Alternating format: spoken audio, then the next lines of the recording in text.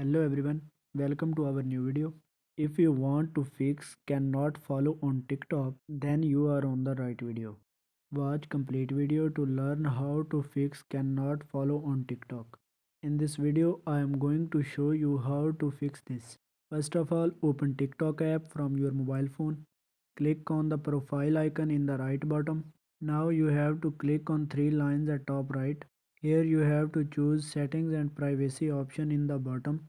Now you have to scroll down and choose report a problem. Again scroll down and you have to choose submit a report option from the bottom. Here you can describe your problem. For example, I am going to write I am having problems with following people on TikTok. Please fix this issue for me as this is very important function for my user experience. And click on submit to submit your report.